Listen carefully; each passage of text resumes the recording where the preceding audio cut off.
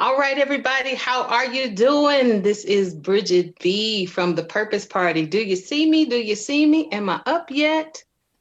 Come on, I need you guys to come in here, and we are about to do what we have come to do, which is mind our business. That's right. We are here to talk about business. I'm going to give you guys some time to go get your pencils, your papers, your calculators. Go figure out how much, find out what the balance is in your checking, in your savings account, so that we can talk business. That's right. Come on now. I'm giving you some time. I'm giving you some time. Get those passwords in, check that balance. Be careful now, because if for any reason it says negative, uh, you got to work it out. Go make you a quick $2 deposit so that you can get some money out. Yes.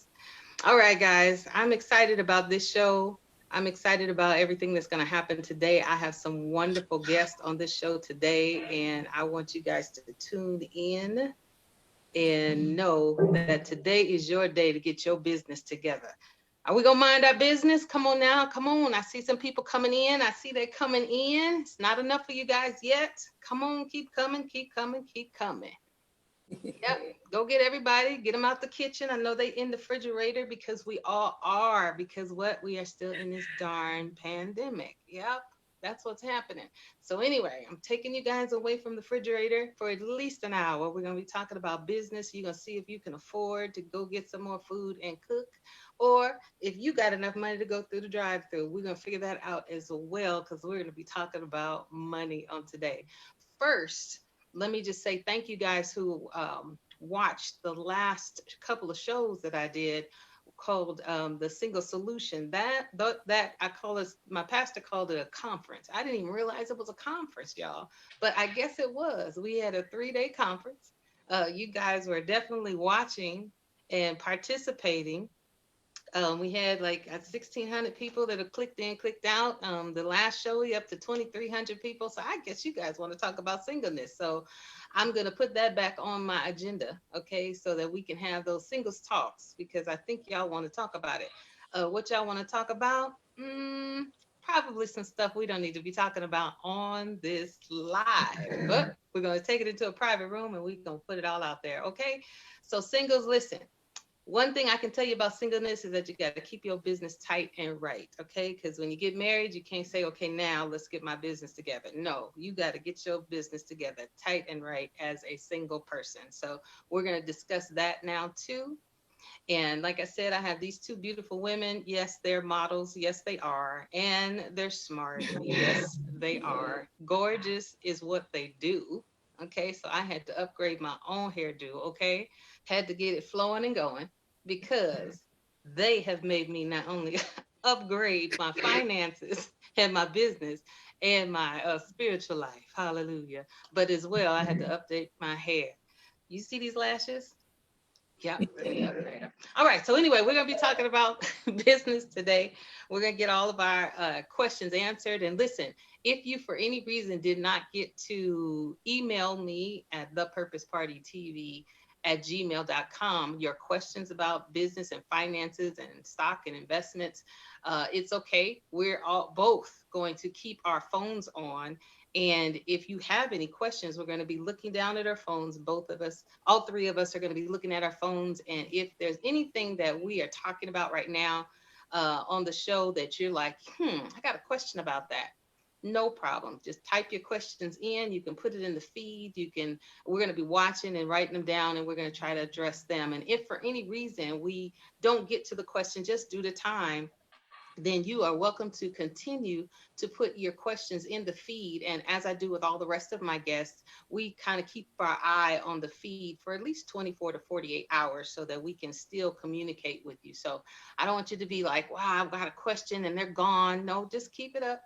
Keep talking, because we know that we're saying some powerful things, and sometimes you just want to wait till the end to see if we get to your questions and answer them, and then you'll start to ask us if there's something, ask us the questions that you've always wanted to ask when it comes to business. So I'm serious about this thing called business, because right now a lot of times people think that because we're in a pandemic or we're in a season that seems like it is not the most productive time, or it's not the time to really do the, take any chances, or the ground is not fertile, then I can tell you this: as a Christian, I do know that God can do miraculous things in a time where man is confused and they don't know what to do.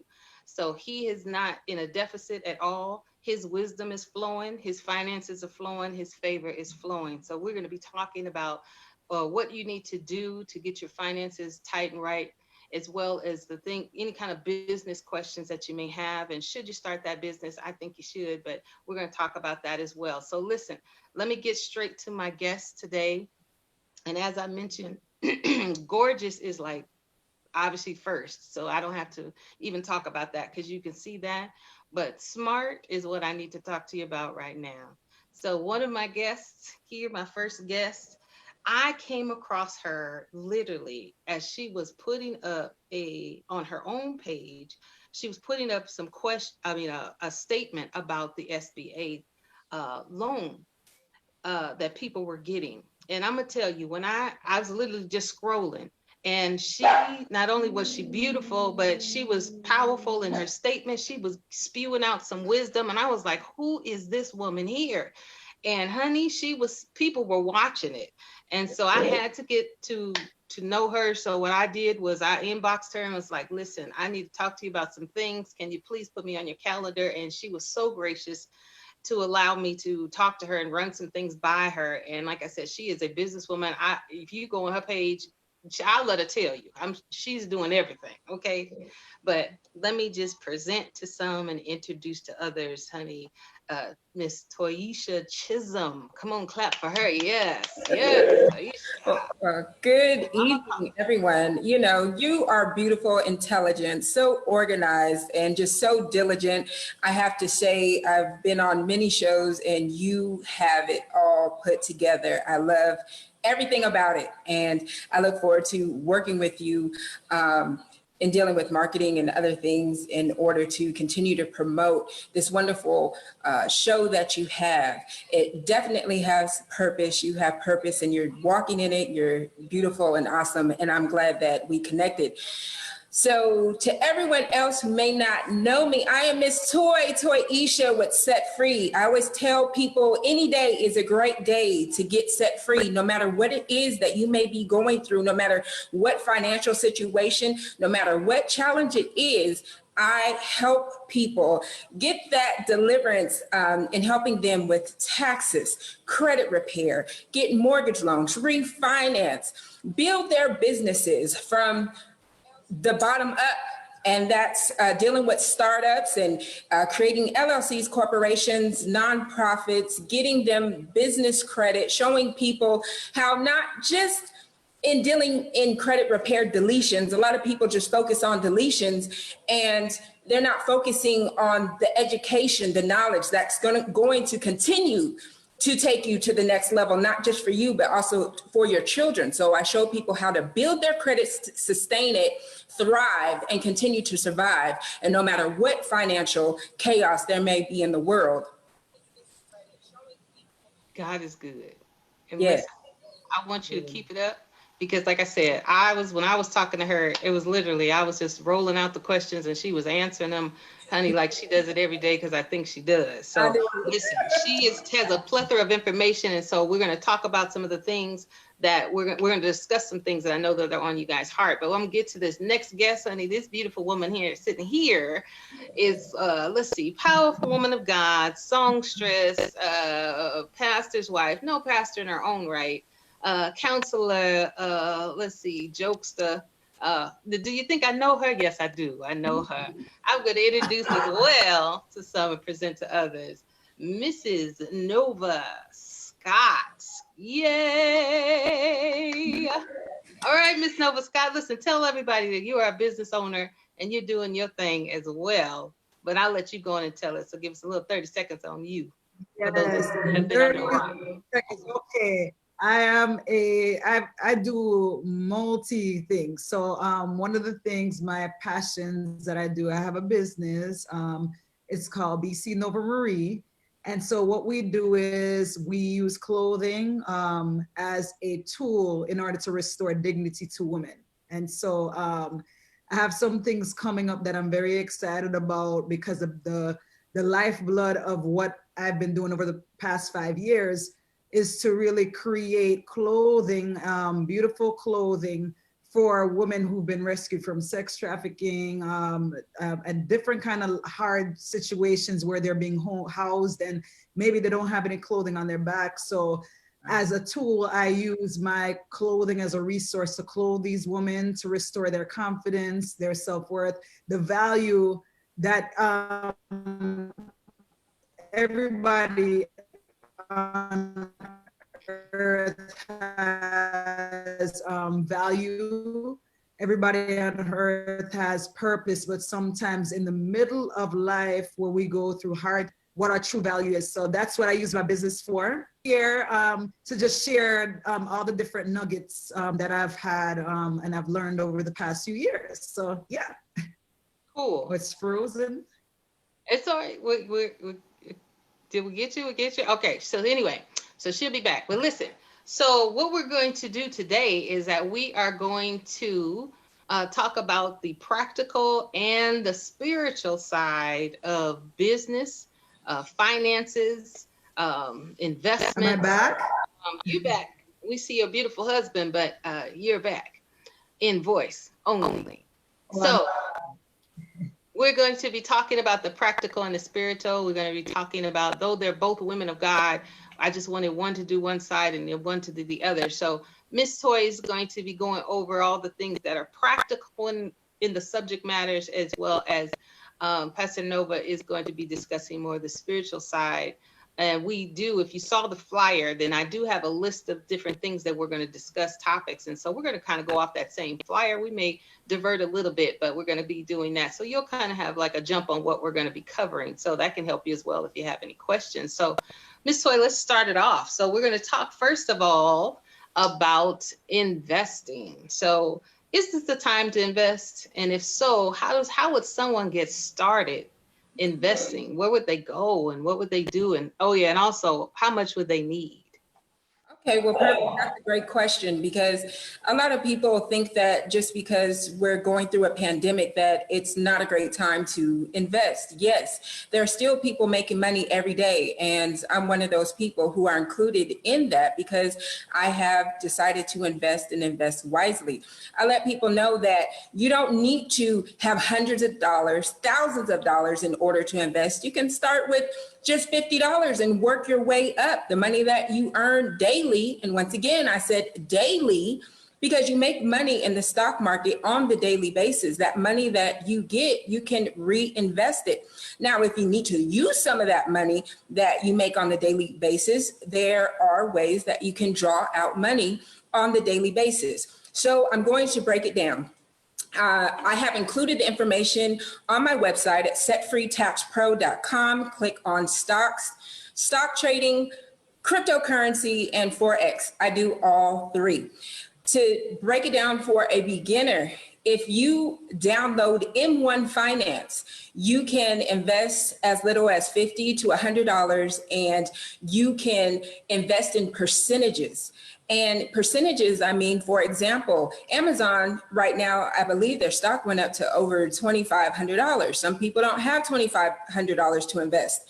But with that $50 to $100 that you invest on M1 Finance, that is the app that you can use, you are able to invest in pieces of Amazon, Disney, Tesla, Netflix, Johnson & Johnson, Pepsi, Zoom, and one of the apps that we're using right now. There are so many, and I always tell people invest at your own risk. However, on the daily basis, there's money being made, and I wouldn't tell you that if I'm not involved in it. So if you'd like more free information, you can go to my website on that. Now, in dealing with cryptocurrency, you can download eToro. eToro has a plethora of cryptocurrency. A lot of people just think there's Bitcoin, but no, Bitcoin right now is about a little over $11,000 for one single Bitcoin. Okay, No, a lot of people don't have $11,000 to invest in one single Bitcoin.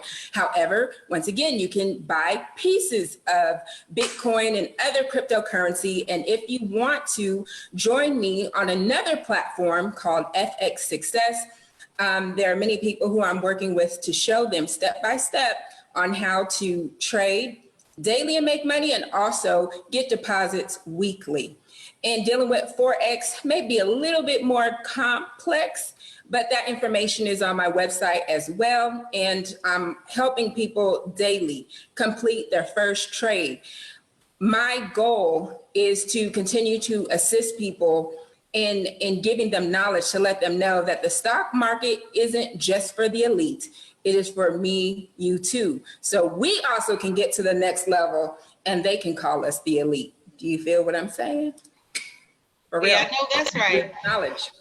And and it's so funny because one of the things that you said that I just wanted to let everybody know is that, it's not, we think about investing and investors and stuff. We see the man in the corporate suit and, and it's like, listen, it's for everybody. And with the same amount of money that it takes to go through McDonald's, 3 times a week, you can go and invest that money.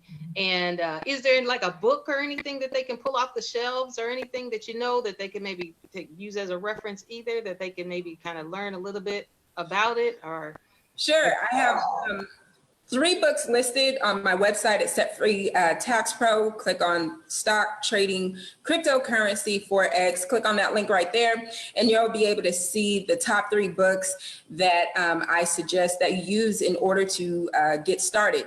Generally, those books are so you can get familiar with the lingo. Once you understand the lingo, after that, we can work on studying stock charts and how to figure out if a stock is going up, if it's going down. Sometimes, people think just because a stock has gone down one day that they need to sell it. That's not the case. Right now, people need to invest in the essential stocks. And those essential stocks that you may not think about are airlines, oil, energy. No matter what, if the airlines seem to tank right now, at one time or another coming in the future, they are going to go sky high. So you may be able to buy American Airlines at $9 a share right now. And in the future, American Airlines is going to be up over $60, $70, $80 per share.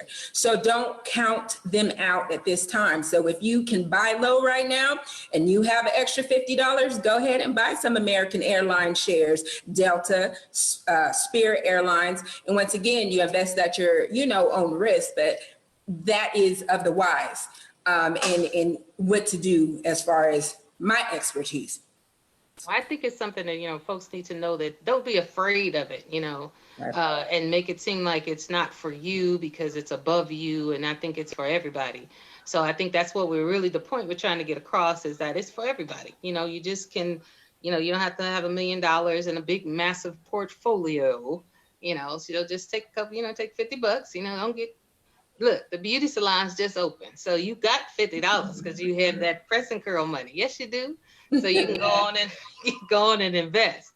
Now listen to everything as well. That was the practical side of it. So we're going to now talk about integrity, okay? And that's the spiritual side, a character side of business. And so I'm going to talk to Pastor Nova Scott, and we're going to talk about how important it is to be integral in business. So if you want to talk to the people. Yes, I feel it's very, very important. And so many businesses fall short because of that one word, integrity.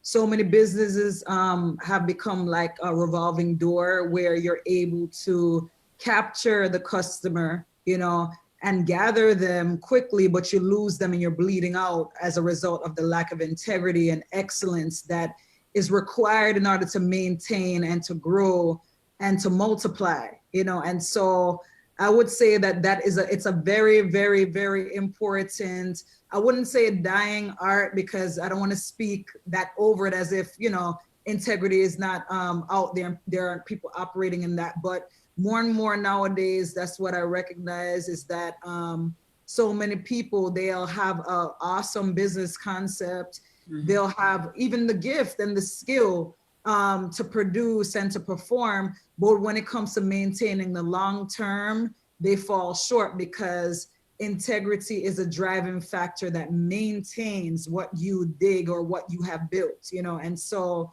I would just say that it's very, very extremely important. I could say, for instance, you know, because so many businesses are operated and it grows through word of mouth. And so sometimes people are just excited to get that customer and to collect or to earn the money from the service that they provide. But then they forget that, okay, whatever I do now, if I do not operate in integrity, if I don't come up to the next level in my excellence, what's going to happen? It's not going to multiply, because a lot of things are done not just through advertising. And I think in this generation and season and time where, you know, you could just pay $100 for an ad on social media and it's like, oh, that'll get the word out for me. So it's like we forget that I would say the old school way of business growth, which is through word of mouth, which is through creating a service that's excellent, that's worthy of people like screaming about it, that they're willing to go and tell other people about it. We forget that part.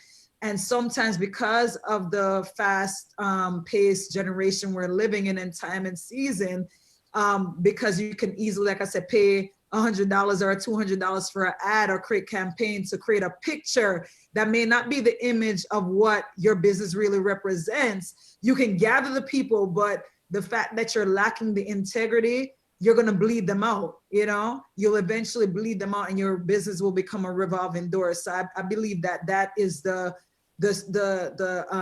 inner parts that people need to have. It's great if you're skilled, that's great. You'll get them in the door, but integrity is what will maintain and keep them and have them spreading the word for you. So that's my thought on that. Oh, I think it's so important that we know that that's really the core of your company. You know, that's who you really are. You know, we can put a face out there and create an illusion, but then you will relax eventually and they'll find out who you really are. And then that's where the integrity, you know, manifests itself and say, are you integral or are you not? Once you have my money and you know it's you got it and the check cleared, you know, are you really concerned about me still as a consumer? So people will definitely spot that out. Yeah, I would add to that too, because a lot of times in business, many of us, and when I say us, like people in general, they're driven by the motive of, oh, let me secure that bag, let me get my coins, you know? And so the intention of that, because that's your driving factor, sometimes some people are willing to do whatever, whether it is to operate with dishonesty or to just operate in a way where integrity is not driving factor, which is why, like, a lot of us, we need to shift and put integrity first, like what you're saying, you know, make that be the foundation. And then you add to the integrity, you add your service, your skills, you know, and then nothing that you do will fail if you have that. Whether it is a 3-month process that things multiply, because some people, they see quick multiplication, or whether it's a slow process, but it will not die, it will live as a result of this being one of the foundational things that drive your business and how you operate. So. I think one of the things that you can attach to that is how man looks at the outer appearance, but God looks at the heart. Mm-hmm. So externally, if it looks good, you know, men they're deceived for a minute, but God is always looking at the heart. So then when you're looking for his blessings and his support and his favor, then he's looking at your heart on that one. So that's that internal integrity. So let's go on. Okay, so here we got a few things we got to cover here. So Ms. Toya, we're going to talk about refunds. Okay, so where is the IRS? Do they exist? Are they mad at us? Where is our money? Because we are paying our taxes. Some of us didn't get to pay our taxes. Are we in trouble now? So let's talk about the whole refund thing. And do we still owe them? And when will they be getting us our money? And let's talk about that, refunds. Okay. IRS. IRS is definitely behind. They have been behind for months now. There are some people who still haven't received their tax refunds who filed back in March of this year. So here we are 5 months later, no tax refunds. What's happening is that the IRS does have to pay interest on those refunds from 3 to 5%. That 3 to 5% is generally going to be probably about $18 to $20. So don't get too excited thinking that, oh my gosh, they're going to, give me a few extra hundreds of dollars or anything like that. It's generally about extra $18. And guess what? That $18 is going to be taxed. Yeah, so what they give you is about to be taxed. So the good thing is that the IRS is actually starting to get back on track, issuing those refunds. So for those of you who have been waiting since March or April, they are on the way. They're being dispersed a little bit more rapidly. I am still doing tax preparation, and some clients of mine who I did actually 2 weeks ago, they let me know that they received their direct deposit for their tax refund. So as long as you have direct deposit, generally the IRS is working kind of quick. Now for other states, if it's a state entity, they're generally working a little bit slow as well. So everybody is playing catch up. As they say, there are trailers and trailers of mail that the IRS and the state, like the Franchise Tax Board in California, have not even touched or opened. So that includes amendments, paper filed tax documents, some offers and compromise. I can let you know that for some clients that I did offers and compromise for, and that's in order to settle tax on the dollar, they have started responding and letting people know that it's going to take another 30 to 60 days for them to make a final determination. So that's the gist of the status of the refunds right now. But I also want to let people know, because I don't want people to be startled when it comes tax season. For most people who are on unemployment right now, or have been throughout this pandemic, or may be on it until the end of the year, do not expect a big tax refund that you may have received in years prior, because most of those tax refunds are based upon earned income credit. And I'll just break that down really quick. And that earned means that you worked for it, in the sense of you had a job, self-employment, so on and so forth, where you earned that income. Unemployment is not considered earned income, and it is taxable income. So if you receive $20,000, $30,000 in federal unemployment benefits, you're going to be taxed on most of that. And I say most of that because usually the IRS forgives about $2,500, $3,400 of that on every tax return. So for example, if you receive $10,000, maybe about $6,500 of that would be taxable. So once again, don't expect large refunds if you've been on unemployment or if you've been unemployed for most of the year.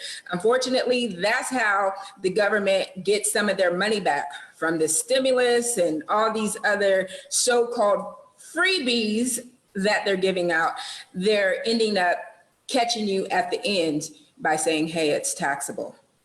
Yeah, well, that's a good thing to know, because I think that people they may not understand that, and it's only because they never got unemployment before. And because it is something that they consider as a help, I do know that they do say on there, would you like us to withhold some taxes? And a lot of people are saying no, like, of course not, no. Right. And but they'll see them at, next year and say, look, we need our coins. Thank you so much. And they're going to be like, what? The what? So that's what I think needed to be said. That's why I wanted them to hear that the money that you're getting, there is a tax on it, and you need to be prepared, set it aside, or let them keep it. You're still getting a whole lot of money, you know what I'm saying, for not a lot of work. So it's okay if they hold a few so that you can already have paid that in. So I just think that needed to be extremely clear, because I don't think people, sometimes people don't get that. They think it is just something that's free money that's to assist But you know what? I don't think anything's free right now. There's somebody's gonna pay something sometime, somewhere. So that's good on a refund. So the IRS, just for you guys, they do exist still. If you owe them, you still have to pay them. If you need to file, they can still file through somebody. And of course, your company, Set Free Texas, Yes. they can do that. And we'll make sure that you get all of her information so that you can, make sure that if you haven't done it, you just missed it, or you were just so caught up in this pandemic, you didn't even know what was going on, then we will make sure you get that information. So, but definitely file your taxes, because the one thing I can tell you is 6 years later, the IRS seems to find you and talk to you about 6 years prior, like what happened. And they want all of their money plus that interest, and that could be a beast. All right. So we don't want that to happen to anybody that's watching it today. You heard it from me. I have the video and I will keep it. So when you talking about, I didn't even know, I'm like, yeah, you did. Remember that show I did years and years and years ago before we went international? That show. All right, so let's talk about, we did refunds. So let's talk about, Pastor Nova, let's talk about righteousness. Now, I brought up the word righteousness because sometimes people don't really even think about business right now, or really trying to do anything where they need to really to put their money somewhere. They're looking for God's favor, but they just kind of have a past, and they don't feel, a lot of times people have $1 million ideas, but they personally just don't feel worthy of that. They've done some things that they're not happy about in their past. And so they, they're Christians now, or they're going to be Christians at the end of the show, because they're going to accept Jesus Christ. We know that. And, but they just feel like, I'm not really worthy of being blessed right now. So, so it kind of affects how I do business. I'm not really sure I'm integral yet, that kind of thing.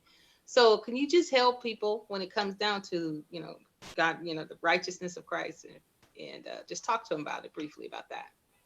Well, I would say in a lot of things, when you're building, the enemy always comes with condemnation. He always comes with the fiery darts to keep you from moving forward and moving into building. And the way that he does that sometimes is by the tormenting of what was, or the regrets, or the things that maybe you didn't do, you dropped the ball here and there. And so, but one thing that I've learned over the past few years is that God is so good, and he's so merciful. And all he requires of us is for us to repent, which means just change your shift, turn away, and he never turns his back or rejects a person who comes to him, no matter how filthy, quote unquote, you think that your sins are, or even how dirty it probably is. You get what I'm saying? So I don't know the level of, the things that we all get into, but there is nothing, that you can do that God will turn his back away on you. And so when you recognize that, you realize that, wait a minute, I need to lay these things down, because I need to build what God is calling me to build. And so I feel like, a lot of times, and it's a part of the spiritual warfare when you are building, are the fiery darts. Those are things that it's like natural, that the things that naturally come with the process of building anything. If the enemy could, if he can't stop you physically, he'll play on your emotions, and he'll play on your past. He'll play on anything that he could use, and it's always the same tricks, but it's a lot of mental games there. So if he could bind you here, where you feel like unworthy, and you feel like not good enough, then that's a part of the spiritual warfare game, where he knows, okay, they won't move. You get what I'm saying? So just recognizing and knowing that God will never turn you away, and walking in that and believing it, and just embracing all that God has for you. I know it sounds simple, but it is, it really is. I've made a conscious decision, to not remain in a certain place, or to feel like, oh, I've done too much, so I can't, because I remember one time in particular, and this shattered so many things for me in the good sense. I remember one time I was going through a season a few years back where we were going through a dry time, right? And a lot of us know we go through times where, you know, you don't really have much money, you know, and so in this season, I became very stingy. I might not buy, naturally, I love to give.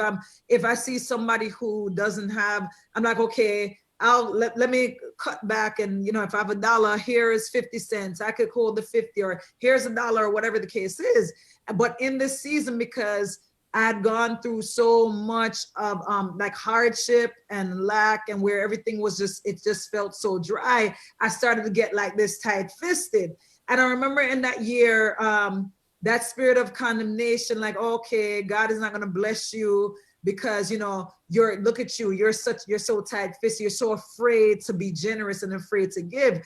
But there was that particular time where we were with like a friend at the time, and they came to us and they gave me as a gift, like they gave me like a gift, but then they also gave me an envelope.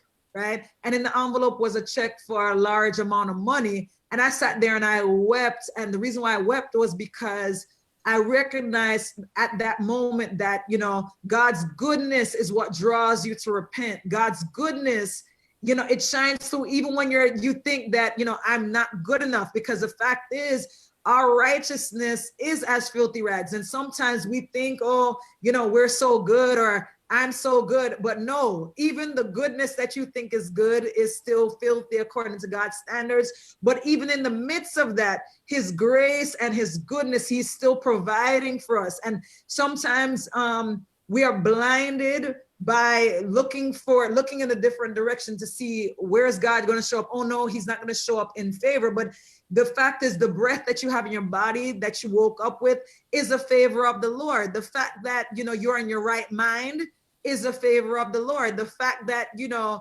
you have the mental capacity in order to even have imagination and even have a desire to build is a fact that God is still good, and he is still moving, even in the midst of when your standards, according to his standards, does not meet. And so because of that, I could freely now come to him and realize, okay, God, even in my filth and my foolishness, you've been good anyway. You know, when I was unaware of you, you were aware of me, and you were still good. And because of that, like, why should I be afraid now to come to you, to give my foolishness to you, and to trust that you will still continue to pour out your goodness on me? And so when I recognize the fact that my righteousness is as filthy rags, and God is still blessing me, and he still loves me, even when I'm not good enough, it just makes me want to do more for him and love him and understand that he's with me regardless. So that's what I would say with that, in order to dethrone the darts that come as warfare, so that to keep you stuck, to keep you from moving forward. You know, that mental game where the enemy, he uses it all the time to make you think that you're not good enough and you'll never be anything. Look at this, what you did, you know, and you're probably going to do it again, or, you know, but he keeps those different mental things and those darts so that you don't move forward. So you, in essence, sabotage, you know, by the lack of movement. So I that's just what I would share to say with that. And one of the things I was going to add to that as well is he also works in a reverse.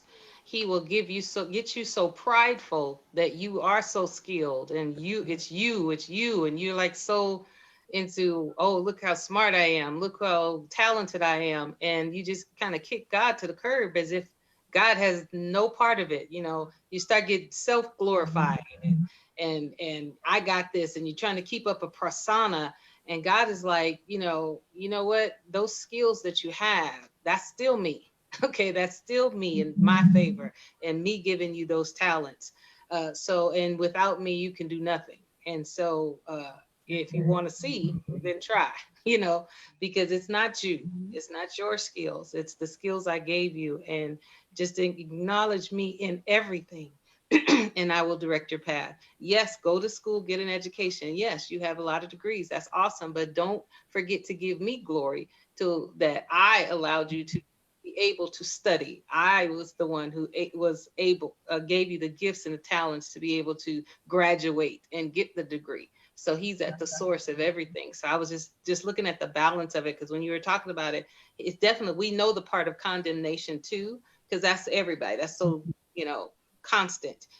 He'll tell us that we're not good enough in a minute, But I also wanted to touch on that, you know what, we can get overly confident, overly self-confident instead of God confident, and just making sure that even in our gifts and talents, that's still, we need to give God the glory and go, but without him, I could do nothing.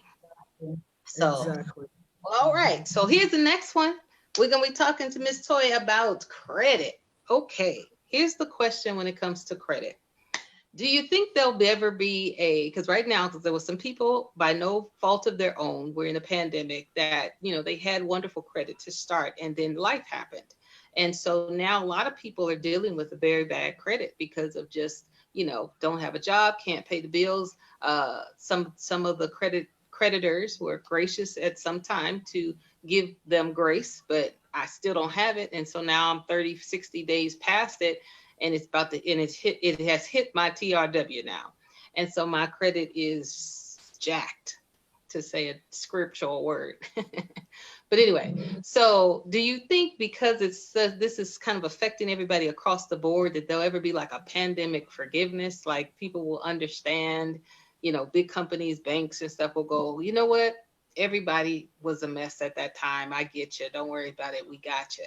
Or is it just, you know what, now you got to wait 7 years and get that thing together? I definitely do not think at any time would there be any type of credit forgiveness, because we have to remember that the banking industry is a multi-billion, maybe even $1 trillion industry. They make money off of people having poor credit. So when you have a score that's under 600 and they say your interest rate is 19, 20, 26%. I even had somebody tell me their interest rate was 29.99% on a vehicle, which is absolutely insanely ridiculous. Banks are making a lot of money off of that. So they're not going to erase the slate and allow everyone to have good credit, because that digs into their pockets. We have to remember that, you know, banks really don't care about us. They care about making the money. They have the name, financial institution. That is what they care about. And so I let people know that, hey, no matter what you're going through right now in the sense of the pandemic, your score may have dropped. There is always time to recover in the future. Whatever dings that are on your credit now can be fixed, hence credit repair. And sometimes I don't like to use the word credit repair. I like to use credit education. I like to use credit restoration, because I feel like it's so much more powerful to use those words, because credit repair seems to be more like a quick fix. And what I deliver to my clients is not a quick fix. It's rather a life change. Once I get those items deleted, in between the process, I'm showing you how to rebuild your credit. I'm giving you the knowledge, the education that you need in order to continue to be on the good vibe of having great credit and continue to build from where you are to that 720, that 750. Even a client let me know, you know, I repaired his credit 3 years ago, and he's almost at 800 right now. So I'm saying the fact that the information that I'm giving you isn't temporary. It lasts basically for the rest of your life, because on top of that, the information that I give you assists you help your children to have good credit. I didn't have the knowledge in college. I ran up a whole bunch of credit cards. I messed up my credit, girl. I know all about it. I know all about not being able to pay your bills, letting all the credit cards just go, burn, having bad credit, 425 credit score.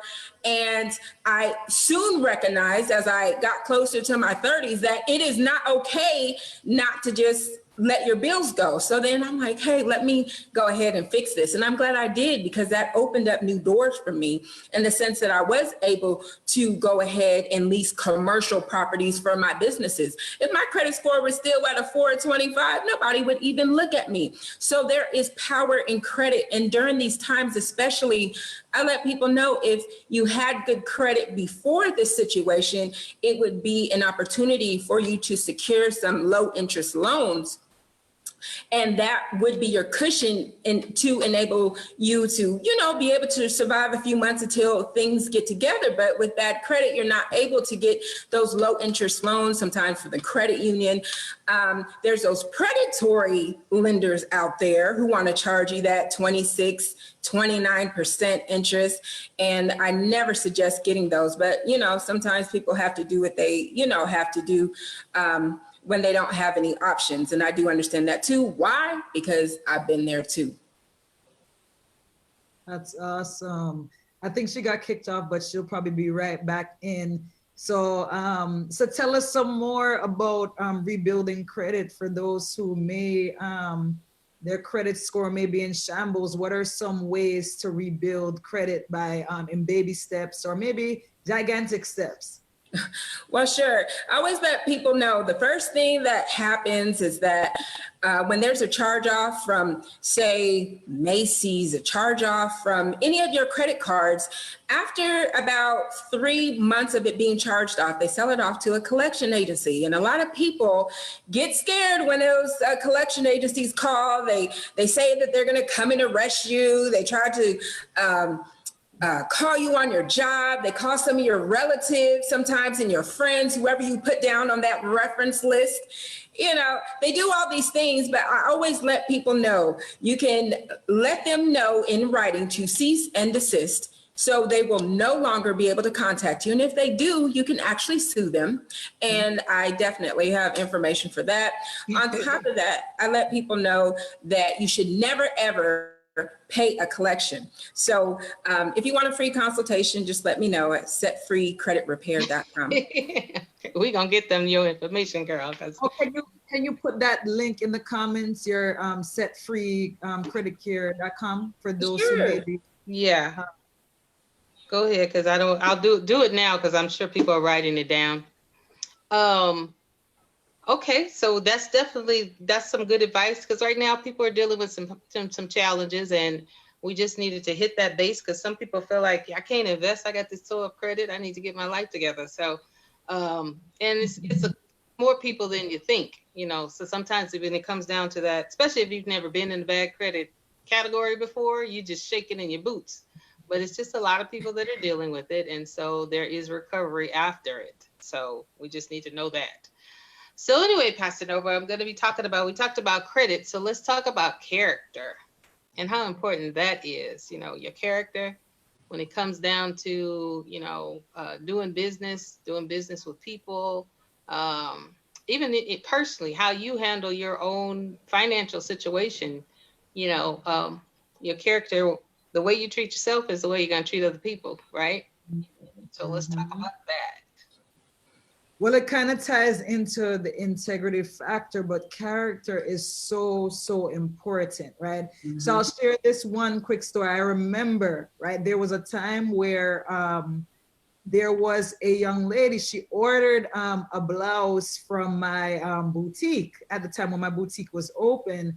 And she ordered a size small. Now, every time I would get a purchase or order, I would always do like a last minute check, make sure there's no hanging threads. I would steam it, steam the item, even though it's being folded and it may get a little crease here and there. I said, no, if there's extra like crushes, do not, send the packaging with crushes. But anyway, when I went to go look and to do a second check on the blouse, I realized that number one, the label that for the sizing label had fell off. So I went to look on the inside of the blouse where the instructions are for the care instructions. And there it says size medium, right? And so there's always that temptation. I'm talking to business owners here now. There's always that temptation now to operate underhandedly. You understand me? Because I could have easily said, you know what? Oh, let me change the label, switch it to say small, even though it was a medium. But I immediately contacted her, because like I said before, the driving factor of your business should not be securing the bag, like money, money, money. Because if that's your main motive, what will happen is that will be the driving force. And so many things will die at the hand of making this money. You understand me? So purpose and building God's vision should be the driving factor, right? And lining up yourself with what the word or the scriptures say about how to operate. And there's so many practical life skill lessons that are in the scriptures and how to operate in business. It's amazing. I love the Bible for just that, as an added tool for operating in business. But I contacted her and I was like, okay, there was a mistake, and because of this mistake, here's 10% off your next purchase. And then also, would you like a refund or would you like to purchase something else? So I gave her that option, And so sharing that story to say there are many different times in business where there will be challenges to your character. There will be the temptation to cut corners. There will be the temptation to, do things that nobody, like, they won't know. But the thing about it, you answer to a higher system, which is the kingdom, which is God.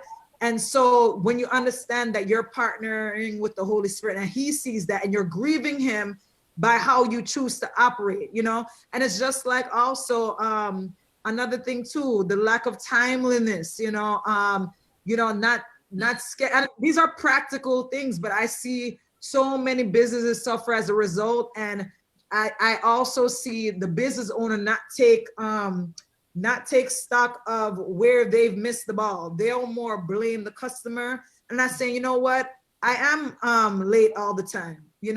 I don't stick to my appointments. I come in 20 minutes late, 15 minutes late.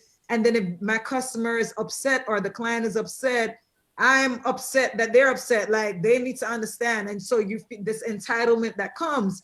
But I feel like character, it plays out in so many areas, like timeliness. It plays out in the underhanded temptations when nobody's watching and nobody may find out what you did. But, knowing that, okay, my partner and the one that oversees me, which is God, is watching, and am I operating in a way that pleases him, And so that's what I would say about that. It's very vital, it's very important, because so many of us are held up and are stuck in certain positions, have not moved forward in the things that God is calling us to build, because we lack the very, the lifeblood, which is character, which is what God promotes. Man promotes, oh, you saw her video ad, or you saw, oh, she has beautiful flowy hair, or look how her makeup is beat, oh, you see her with this. Man celebrates and tries to promote the external. Man will even try to promote a gift because, like, oh, this person's eloquent, let me hire them for this. But God will open doors for you, and you will outrun the most skilled and high level person who has a doctorate. You who has no degree will outrun a person that's fully clothed in all these doctorate degrees, because God looks at that, and that's the measure of your promotion.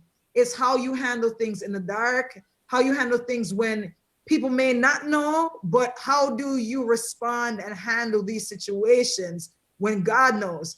That's the key to your open door many times, and why many of us have not been able to move forward, because man been applauding you saying, oh, this is great, this is fantastic, but God is like, no, this is a mess, And so that's what I would say about character.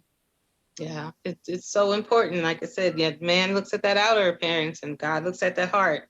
Mm-hmm. I quickly, Ms. Toy, I have one question here. It says about credit. She said, how does the new scoring component work versus the old rating when it comes to your credit score? Well, there's two different types of scoring. There's the FICO and there's the Vantage score. Generally, what we see is the Vantage score, which is normally on Credit Karma, Credit Sesame, the free credit monitoring accounts that you may or may not have. The difference in the scoring generally is that the Vantage score is generally used for credit cards and different loans, while the FICO score is generally used for mortgage loans. So what happens is, in dealing with credit scoring, you have the credit limit usage, you have also the timely payments, and some other factors as far as how long you have had credit or had that credit card. Those top items are included in the scoring. So if your using most of your credit limits on your credit cards, your score is going to go down. And a lot of people don't recognize that. And they say, hey, I need credit repair. And then I look at their credit and say, no, you don't need credit repair. You have plenty of credit cards. You just have to pay down your credit cards to at least say 30% of the credit lines. And then at that point, your score shoots straight up. Of course, you always want to pay your credit card payments on time. And that goes with having a good budget. I always say, hey, use the 50-30-20 budgeting. That's 50% needs, 20% savings, 30% of your wants. So if you have good budgeting tactics, you'll always be able to, stay on top of your bills, in general, if we weren't going through this pandemic. But those are generally the two scoring systems. That's Vantage and FICO. Great, great. Can I ask a question for the credit as well? Because there are people who may, and we've all been there, okay? For us, people who've been in the rice and beef filet bean season, right? Okay, right. So for those who may not have, where, for instance, there are some people who are in a place financially where they just live to be able to pay the bill, right?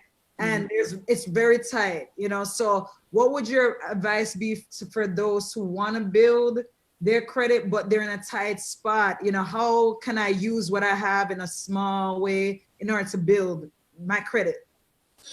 Okay, it's a little tight in the sense of, I just spoke to someone who said, hey, I'm in survival mode. All I can do right now is pay my car note, rent, and take care of the necessities like food. In situations like that, you have to choose over being in survival mode and your credit cards. And in that situation, I say, sis, bro, let them go. You will be able to rebuild your credit in the next year and a half or two. Now, there are some situations where people say, hey, you know what? I don't want to let everything go because I still need to survive off of some of those credit cards to buy food. Then sure, leave those open. But I'm not going to advise at any time for anybody to stress out over paying credit card bills, to be stressed, depressed, having health issues just because they can't pay Macy's. No. Just because they can't pay American Express, it's not worth it.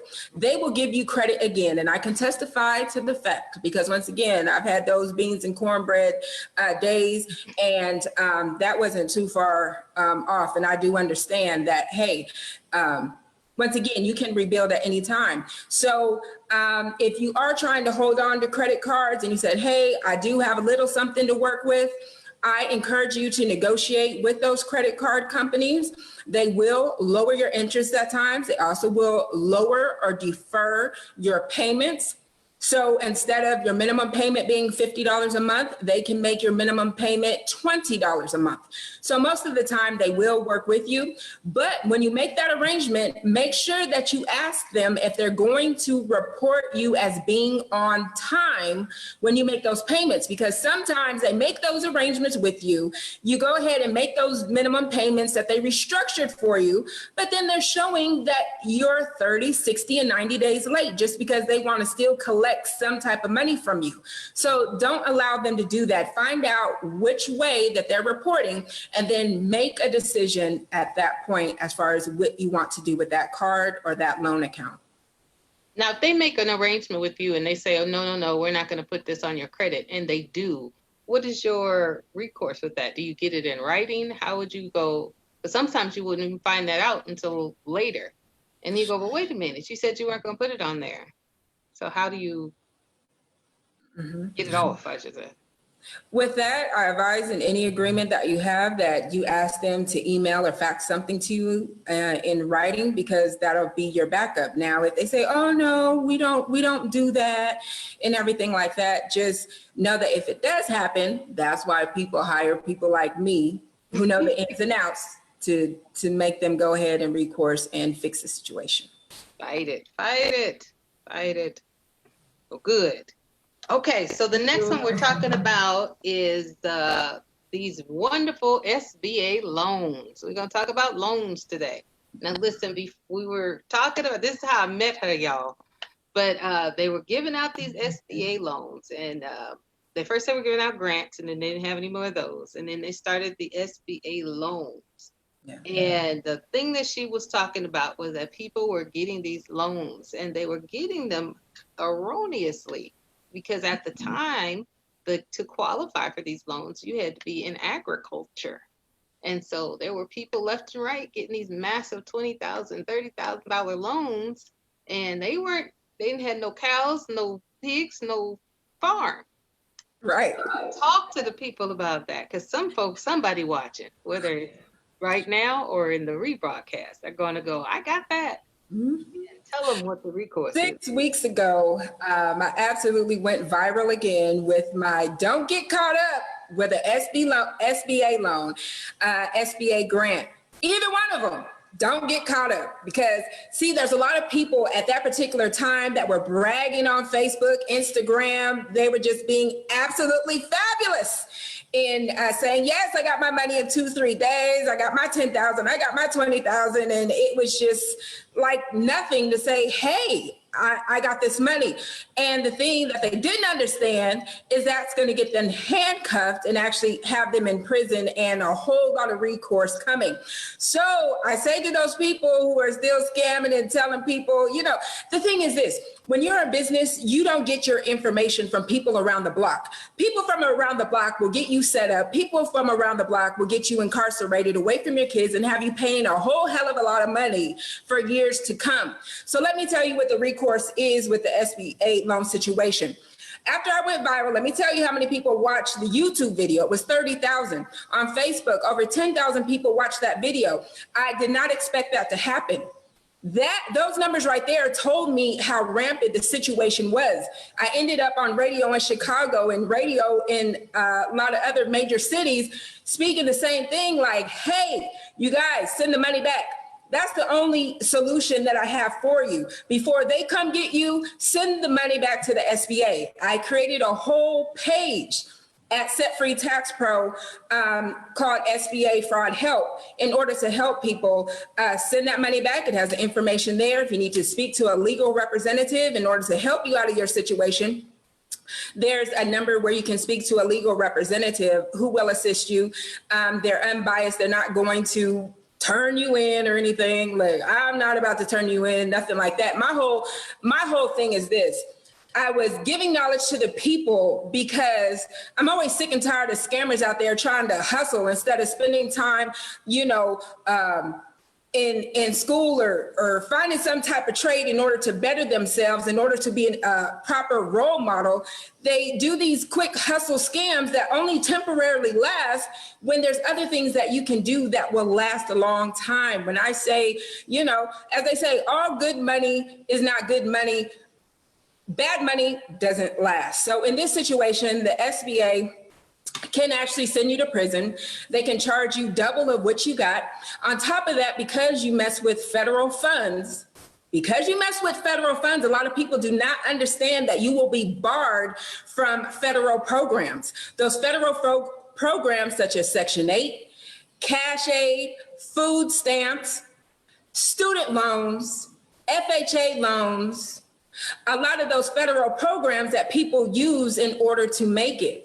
So once again, if you messed around and said that you had some cows, pigs, horses, you dealt in produce, honey, send the money back. And if you need assistance and you need that address, go to my website, Set Free Tax Pro, click on SBA fraud and get some help. And see, I'm going to just tell you, there were people that I know in my little sphere of knowledge. It was running rampant. And it was so many people that were talking about it, the aunties, the cousins, and all of that, who were, talking about, this is easy money, it's quick money, it's easy money. And it was like, something about this sounds, it's like it's something in the water here. And literally, I was up at about 4:30 in the morning, just, doing what you do at 4:30 in the morning and coming on back to the bed, and just started scrolling, and there she was on there. And I was like, yep, there's that confirmation that was a crazy, insane mess. And there were people that were getting that money. And it was one thing that she did not mention is that it was other people doing folks' applications. So it wasn't like the people were who were getting the money were sitting there filling out their own applications. They were allowing other people who to fill out their applications for them. Why would you do that? Because you don't even know what they're putting on there. And getting it. But you know, you don't do anything. You don't do that. It's the signature page. What is that all about? It's like somebody else is signing a contract for you and filling stuff and checking boxes off. So that was one of the things too that she said that I was like, wow, folks, just it's if it's fast and quick, it's probably wrong and raggedy. Fast and quick. Yeah, and then on top of that, I need to add that the people who did the applications for the people were generally charging them from $2,000 to $3,000 to do an application that took 15 minutes. And basically, you pay somebody $2,500 to $3,000 to lie on the application and to put you in jail. That's basically what the situation is. And if you go and try and find them, I'm sure that they're in hiding because you're not going to get your money back. So we just wanted to put that out there, you know, go over to those loans. Now, listen, if you are a legitimate business, on the other hand, it's not so much that we just going to put out the schemes and the crazy. But on the other hand, there were, you know, at one time PPP loans. There were legitimate loans that were for people who had legitimate businesses and organizations. So we don't want to say what's happening and put the fear of God in someone that literally does qualify. So if you have a company and you do have an actual business and they are giving it out, then definitely apply. And you have employees and you have payroll to meet and all of that. But definitely we just wanted to shine a light on this particular portion because anything that was, when I tell you it was going around so fast, man, that rumor mill on that went really, really fast. So I know there's some people who did not get the correction information to know that what they have done is not kosher and legal either. And so I was just hoping that somebody comes across this page one day and says, wow, really? Let me get this money back to these people. Some people realized it was wrong, just didn't realize you can actually send it back. So, you know, in some senses, that's what's really good too, is that they are allowing you to turn it back in with, I guess, no hurt, harm, or danger on you. So just get it back to the people. Just get it back to where it belongs, okay? And all hearts and minds will be clear. Yeah. Hopefully. But anyway, so I just wanted to touch on that because that literally is how I met her. And I just thought, wow, man, if you know, what did you say? How many people watched it? 300,000 or 30,000 or so many people that ended up watching that YouTube or that page? It was 30,000 on YouTube and close to 10,000 on Facebook. Yeah. So hopefully it triples so that everybody can get that information. So you know, this is an informative show, so I wanted you to be informed. All right. All right. So we talked about the loans and so now we're just going to skip over to loyalty. So Pastor Nova, I'm going to talk about being loyal to your own company, you know, and how important it is to stay loyal to the thing that you're doing, that God has given your hands to work, being loyal to the field that God has given you to plow. So let's talk on that as well, about being loyal. Yeah, I would say, you know, when I think of loyalty, I think about covenant, you know, and we're living in a time where so many people have lost the concept of covenant. We see covenant as far as marriage, or we see it as, okay, my covenant with God, or, you know, but we're not understanding that, or some people don't understand that covenant goes across to like even the things that God is requiring of us to do, or the things he's requiring of us to build, or he's desiring for us to build through our hands. And so I believe that, you know, covenant goes beyond emotions, you know, and I'm going to use this like interchangeably with the word loyalty, but covenant goes beyond emotions, goes beyond, you know, how I feel, and, oh, I don't feel like it today, and it's just not working, and the woe and why is me kind of thing. And, you know, and so basically what I'm saying as far as covenant is that many of us are driven by emotions. And so when something feels like it's not working, when there's opposition of any sort, it's so easy to be like, okay. And I mean, I know a lot of times we use this phrase, you know, in marriage, like, oh, we got a divorce because of irreconcilable differences. But so many of us are divorcing our vision because of irreconcilable differences. It's just not working out, or it's too difficult, you know, because a lot of times when we start off a thing, we don't recognize that a part of the journey, that road is paved, and it's guaranteed that you're going to have your sneakers that's going to be bust up. You're going to have your knees that's going to be scraped, you know. You're going to have so many different factors that are pulling on you to say, don't go any further. You're going to have to even go through seasons of negotiating with your emotions, where it's like, I'm not in this for how I feel, but I'm in this because of the covenant, which goes beyond, like I said, feelings, emotions, goes beyond even what the natural eye is telling you, like, okay, this is too hard. You get what I'm saying? So I feel like more businesses would live longer or last longer and go beyond the 5-year time frame, where they say most businesses die within the first year to the 5-year period, because sometimes you go and you're like, oh, it's about to be on and popping, it's going to explode, it's going to blow up. And when it does not do any of those things, it's like, well, maybe, you know, I did the wrong thing, or maybe this is not for me. You get what I'm saying? Mm-hmm. And so now when you make a commitment, a covenant commitment to your vision, it's saying, okay, come hell or high water, I don't care if I have to crawl to get here, I'm going to get here. I'm going to do all that God has called me to do. I don't care if I'm bleeding in the process. I don't care if I lose people in the process. I don't care if people don't even believe me and they're not supporting me and they're not even in tune with what I'm doing. You know, I'm going to go and get to where I'm going, come hell or high water. And that's the covenant portion of what it is for me when building a business. It's not about how I feel, but it's about the covenant. The loyalty goes beyond just feelings to covenant. Mm-hmm. And I know that our pastor says, you know, how you do some things is how you do everything. So if you don't have that loyalty and you're a quitter all the time, or when it gets hard, your hands are off of it now, then other things, it's going to spill over into other things in your life as well. If you're not committed to your business, then you're not going to be committed to your marriage. You know, you're not going to be committed to your job, because it's just consistent thread across the board. So sometimes in our business, God is training and teaching us for something else we desire in the future. But if you can't be committed, God doesn't waste anything. So if he can train you on tenacity and you know, bounce back ability and just, you know, in your job, in your business, then he's going to do that, because it's something that you desire, something you created. Sometimes we can be so committed to someone else's project, but we don't start slacking until it's ours. It's like, how can you be at work and always, you know, never miss a day and get that award, but then every time you start your business, it's like, I'll do it tomorrow. It's like you telling me this multi-million-dollar company, you rather to put all your energy in to make them successful, but when it comes to your own business, you won't start today.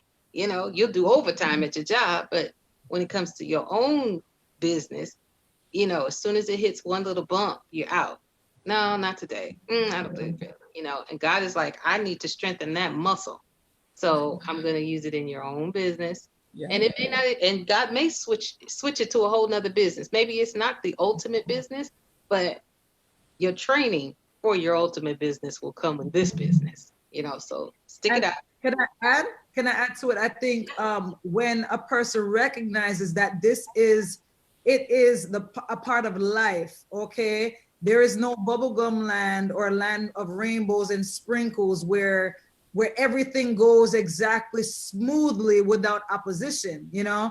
And so I think it's very easy to get lost in somebody else's vision, because there's no accountability within yourself. Right. To know, okay, I have to take responsibility. If this does not live, it's all on me. You can easily dig in somebody else's plow because, okay, it doesn't challenge your insecurities and the different things that you harbor, that you that you have on the inside that will be challenged. You get what I'm saying? When you step out on your own, you know, when stepping out on your own, a lot of times it exposes, you know, the weak spots that you thought you were great in. You know, it also exposes the mental, I guess, our thought processes that's hidden, because some things, when you're in another man's field, certain things are not required. You're not, certain parts of your imagination and certain parts of your skill level is not required, even though certain other people's fields do require skill level and gifting.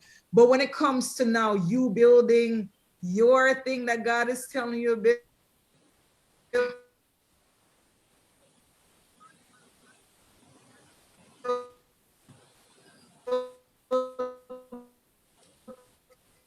Yeah. So I definitely think that, it's another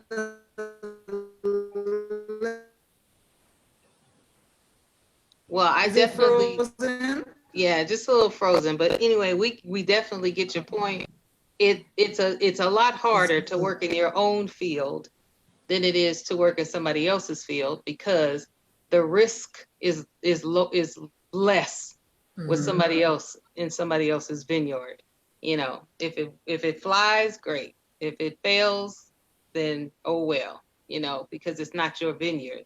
So we have to make sure that when we're in somebody, putting all our energies there, that we're not hiding from the thing that God has called us to do as a solo person in our own field. We can stay covered in someone else's field because we don't totally get exposed because it's not on us. So I definitely get what she's saying. So let's go to the next one. Let's talk, Miss Toy. We talked a little bit about it, but we're going to go back to it, I guess, in some version, and we're going to talk about stocks. Let's talk about the stock market. You know, it's been fluctuating a lot. And I think, too, every time we see it on the news, you know, it's kind of in the red.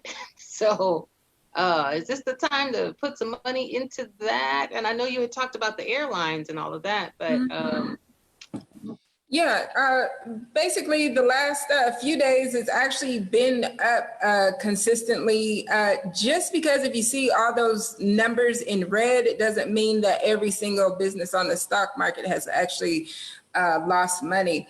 There's a method to the madness. There's a method to reading the charts and all that, but it takes some time to actually get into that. But I can report to myself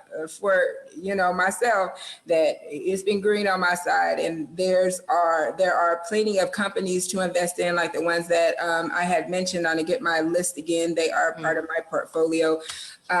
Tesla, Disney, Amazon. Amazon isn't going anywhere. Amazon is going to continue to grow. And I need to put this point in really quick.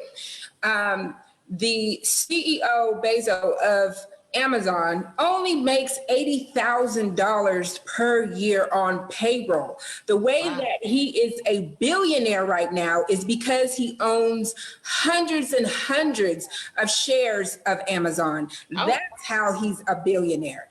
And dropping a pinpoint right there is to let you know how you can become a millionaire, billionaire too, by having shares in some of these major corporations. And, you know, as I mentioned earlier, it starts with that $50. Instead of spending it on Starbucks throughout the week, hey, put that money aside and go ahead and invest in percentage shares by using the M1 Finance app. You can invest as little as $50 to $100 and get percentage shares of Amazon. You know, you may not have that $2,500, that $3,000 to buy one single share of Amazon, or $600 or $800 to buy one share of Disney, but you have that $50 to $100, and you can see that money grow every day. I don't care if you're seeing $20 grow per day. $20 times 5, that's $100 a week. That's $400 a month. That's equivalent to having a part-time job. Wouldn't $400 do a little something extra for you and your family, your household in a month? I know that could go towards groceries, since all the kids are, you know, at home. School. They stay in the refrigerator, okay? Eating you out of house and home. Yes. So that could make you, so like you were talking about too, that could be your part-time job is just investing in some stock, you know, because it's kind of like just getting the wisdom for it, getting the knowledge of it, and allowing it to work for you while you're kind of relaxing a little bit? In the mornings, I generally wake up around 4 or 5 o'clock in the morning. I do a little trading, and I may go back to sleep or I may not. But my stocks are traded, my cryptocurrency, I'm watching it throughout the day. The money is moving. And like I said, it could be as little as from $50 to $100. And I need to share this really quick.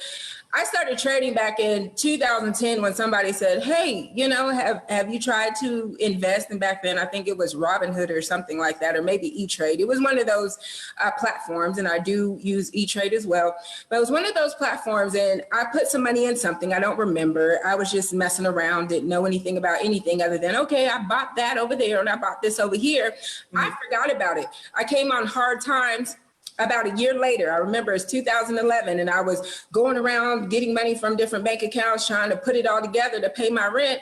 And I then remembered, oh my gosh, I put some money over in this stock thing.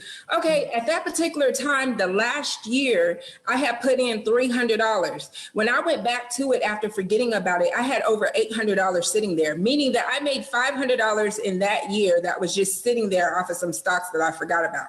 That's why I say do not count American Airlines, which is essential, oil, and energy. Even though the stocks may be low right now, hold on to them because they are going to go up in the future because once again, they are essential. That's good. Well, I think it's good. I know that somebody had asked about, is there the investment platform. So you're mentioning them now, the M1s and all of that. So if you could just type those in there so they could just know people that are kind of coming in late and hearing you. So we'll put those as well in the feed. And then just letting you guys know too, if for any reason you missed anything or you like, what did she say? What's the play? You can always go to her website. She was always there to just refresh you on that. So don't even worry about it. And you can replay the video or you can always go to her website. It's all that plethora of information. Yes. So she will get you right. She'll get you right. So, okay. So let's talk about, we talked about stocks. And so we were talking about, and like I said, it's kind of the same thing in a sense of loyalty, but that's, it reads as stability, but it's that stability, just staying in there and seeing the end of a thing. That definitely is training ground for anything else that you want to do in life, right? Pass it over. I was going to say yes. Sorry, the thing kicked me out. I was like, man, I was getting in there. Let me tell you something. But Vicky, you go away, I'm going to keep doing it because what is my show? Even if I went away for a minute and came on back. So anyway, go ahead. I was going to say yes.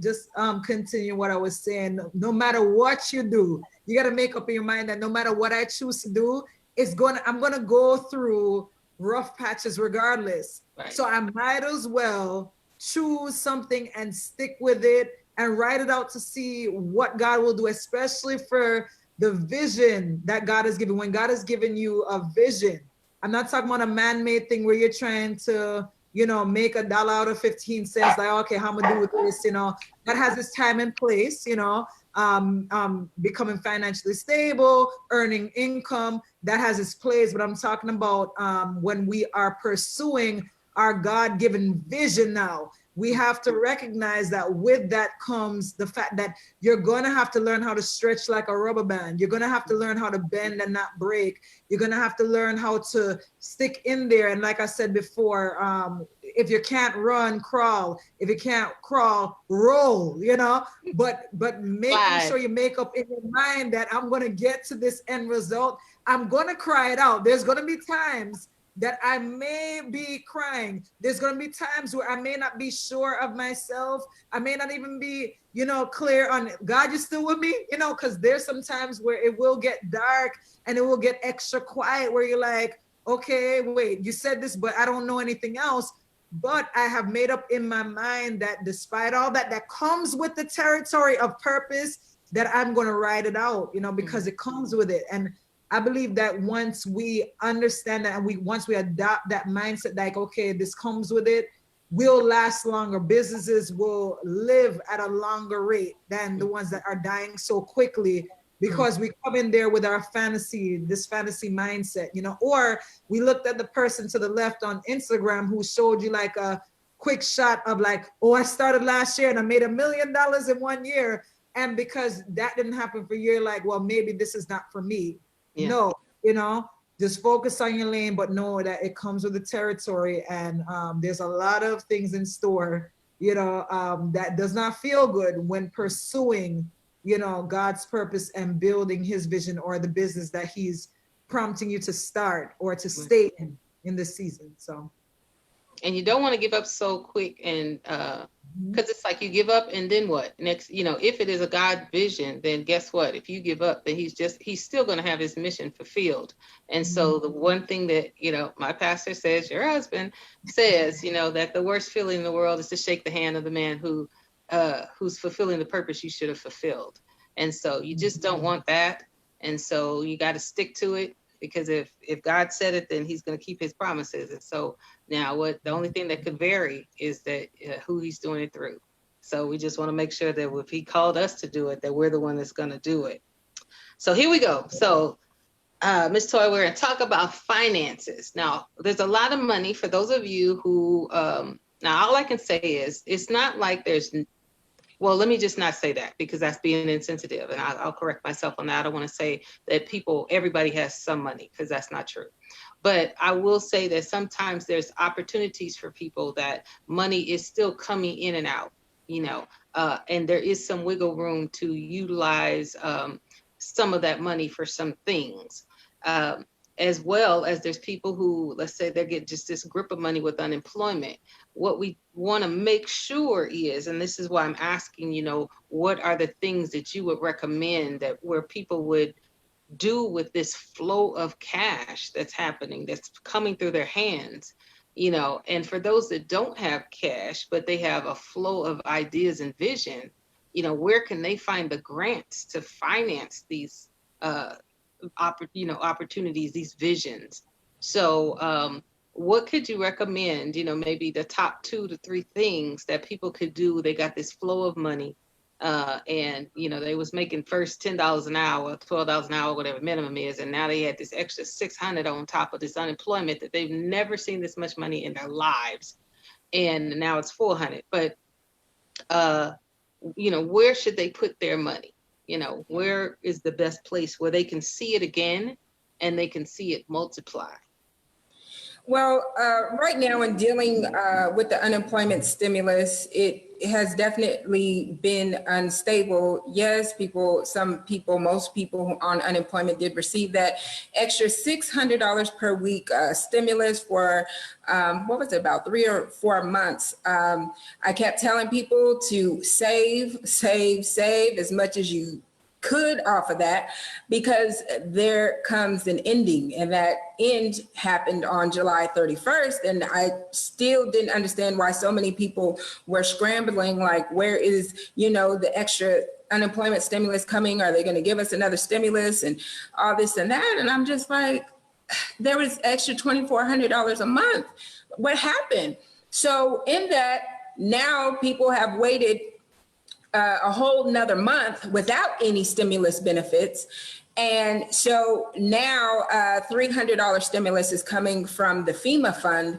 And for most states, I say most because most states had to go ahead and put in an application to even get that $300. And that won't start until September 7th. I know for California, Texas, I didn't have time to research all 50 states, but I do know that some other states haven't even received any of that $300 stimulus grant money from FEMA. So there are a lot of hungry people. There are a lot of people still being evicted, cars being taken. I do know that because I help people that I don't even know on the daily basis.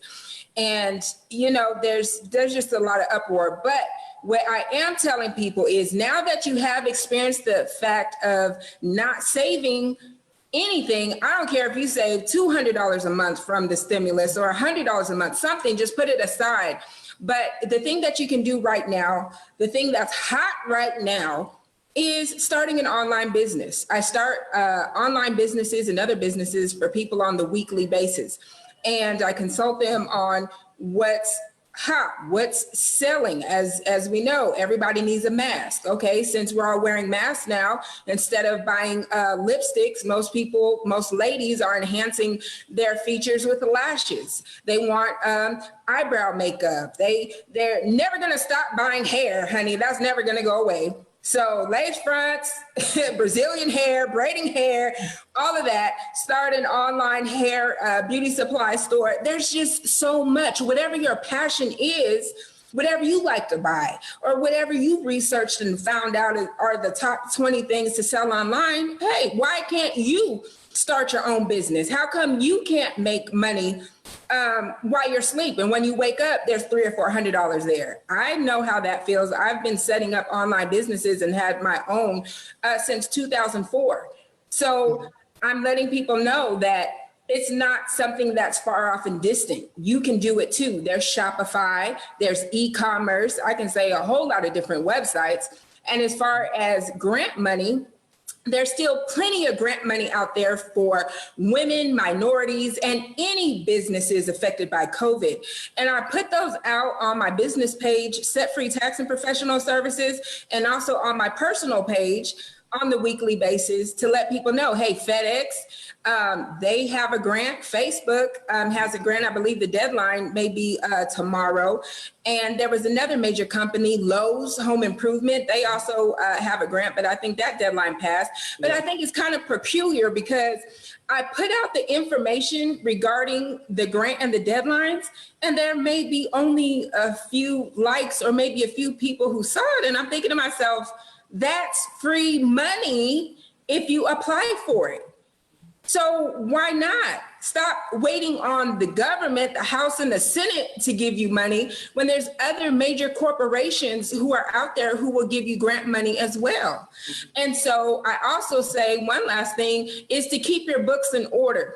If you are running a business, make sure that you have an EIN number. If you don't want to have an LLC or a corporation, then at least be a legit sole proprietorship with your fictitious business name statement and other things to put together. And I may be speaking over some people's head, but I can, give you a free consultation, show you how to put it together legitly so you're not being passed over. Because somebody who say just has a business and said, hey, this is my website versus somebody who says I have an LLC or a corporation, they may get that money first because they're saying, oh, they're legit. They have a business bank account. Mm-hmm. So I help people get their stuff situated and keep it in order so they don't miss money.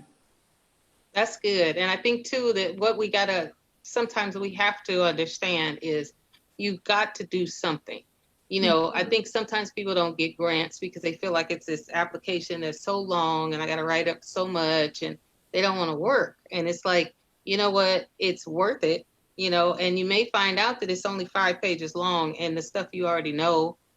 Or they say, well, I've seen the grants where you have to write a little essay or something, 100 words to tell us about your business and how it affects the community, how it helps the community, that kind of stuff. And I think you can get really lazy where you don't want to do the work. And it's like, but then nobody applies for it because they're like, they just want the easy ones. But to everything that's worth getting, you're going to have to put in some work. If you can't fill out the application, you can't run the business because that's work, it's just work, darn it, So, and you can't sit back and ask God to give you a favor and open up a door of opportunity, and then you won't even fill out the application. God is like, listen, I've held back all the other people. No one's applying for this, just you. And then you won't get up and fill out the application. Well, amen.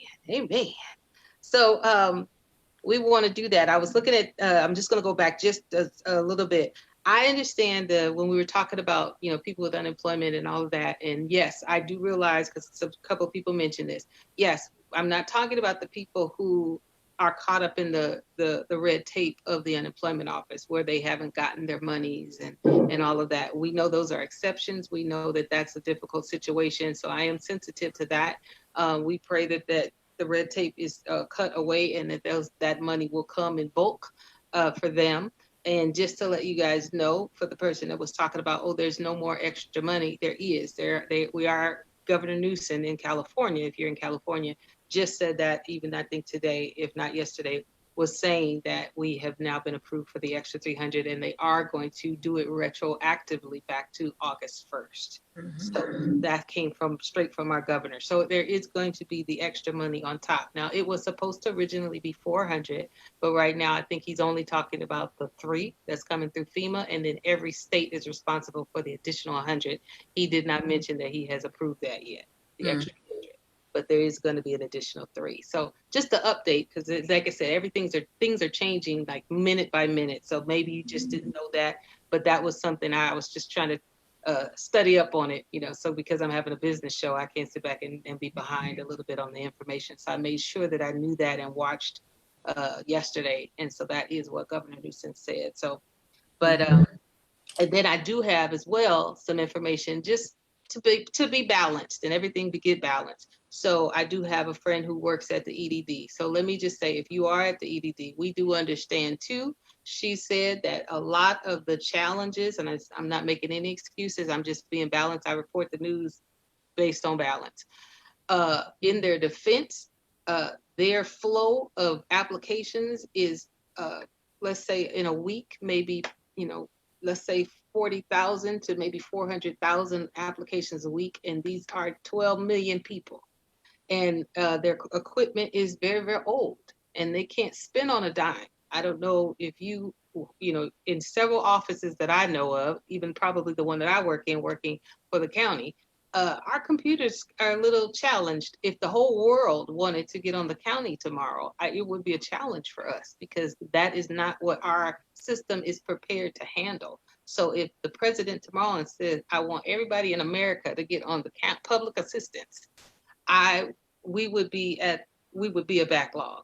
So I'm just saying, because I heard this information from someone that works at the EDD, I do want to put it out there just to be balanced, that some of the challenges in the delay, not all of the challenges, are because things are ever changing in the news and decisions are being made. And now they have to change a whole company to adjust it to 12 million people. So that's hard for anybody. So just being balanced. So anyway, just wanted to get that out so they don't be like, Bridget, you just really talked about us like a dog. I'm like, I tried to be balanced. So we talked about finances. So those of you who have the money, whether $50 or $500,000 of free money, we did give you some options of things that you can do and investing in stock and all of that. So there are some options for your finances. And now on the spiritual side, we want to talk about about forgiveness, and how this word here of forgiveness can stop the flow of favor in your life. And we want to make sure that even in you doing all of the practical work and finding the grants and all of those things, that internally that you don't have any ought against your brother, that you have really cleaned things out internally so that God can work his favor through you. So Pastor Nova, if you could talk about the importance of having total forgiveness in your heart and how that affects things when it comes to God blessing you and your business and your financial endeavors. Yeah, because I've recognized that in my life personally, when I, as an individual, when I'm going through a season of unforgiveness, where, you go through stuff with people, on even exchanges or on fair exchanges, whatever it is that a lot of times when God is about to do a big thing, the enemy will use people and situations to plant seeds of unforgiveness and bitterness to kind of stop up your well. And what in Hebrews 12, I'll just share the scripture because it like literally is a gut punching scripture. At least for me it was. It says, look after each, this is Hebrews 12 verse 15.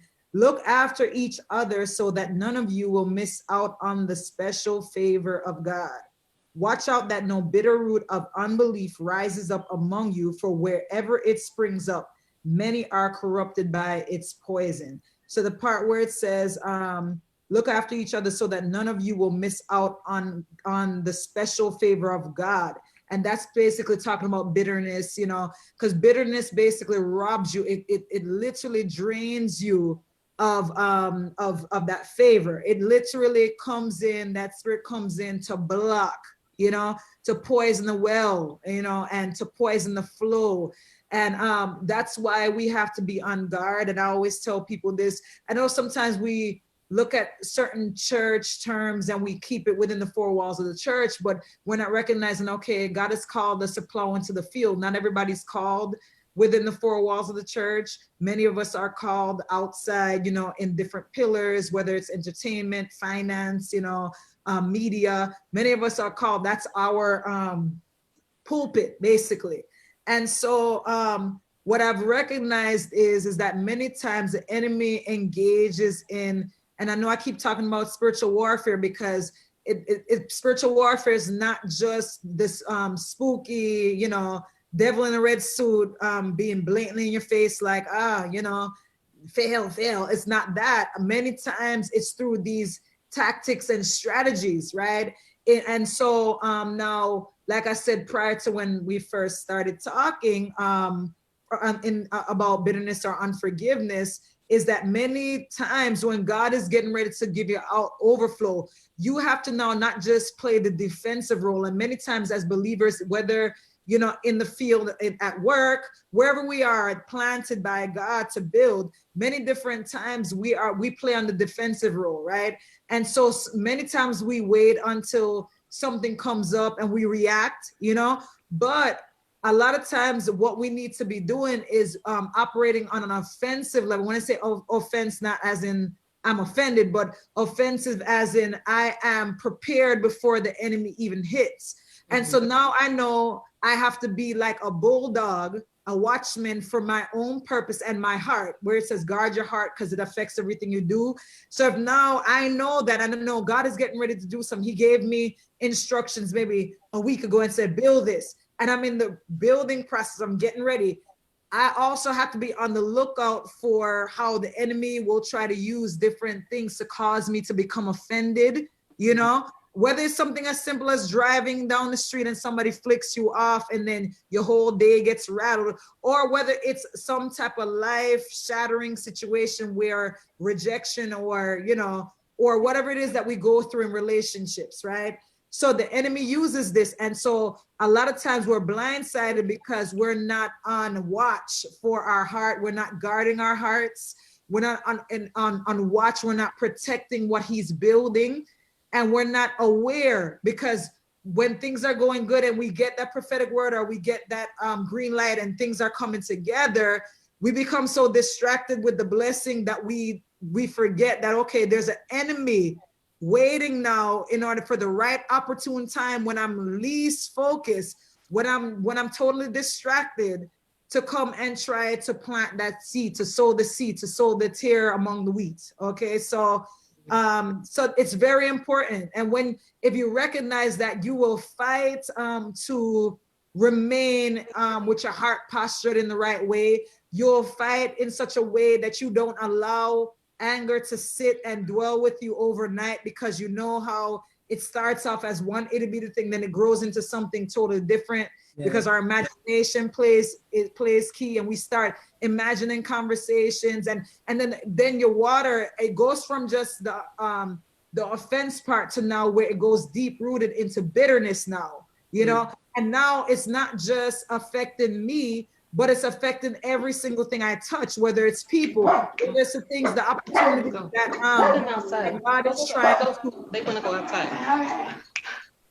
Sorry. It's okay. Whether it's the opportunities that God is trying to bring my way, or even new relationships that God is trying to bring, networking relationships that God is trying to bring. But here comes this bitter root of insecurity, or this bitter root of people get closer, but they wait and stab me in the back. They're out to get me. So this bitter root of suspicion, where you're looking over your shoulder, and what is supposed to be fruitful and it's supposed to bless you and cause you to move forward and farther ahead in your business, it's stopped up because of just that one thing that went unchecked, and because you didn't take it that serious, and you didn't see that, wait a minute, this is war, you know, I got to take every word of God out from outside the four walls of the church.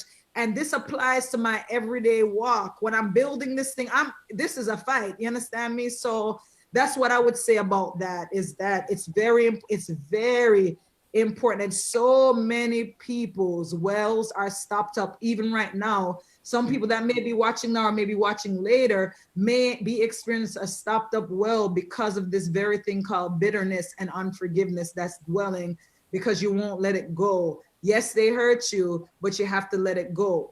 Yes, they did this, they stole money from you, but you have to let it go, because while they're now moving ahead, you're the one that's stuck, okay? And you're not able to freely flow into, you know, into the things that God wants to do, because there is a repercussion. The seed does not stay as a seed. It duplicates and it grows into a big old tree that now has branches. It comes with, you know, birds' nests and spiders. I mean, it grows into a whole ecosystem from that one seed that you did not want to let go of. So, yeah.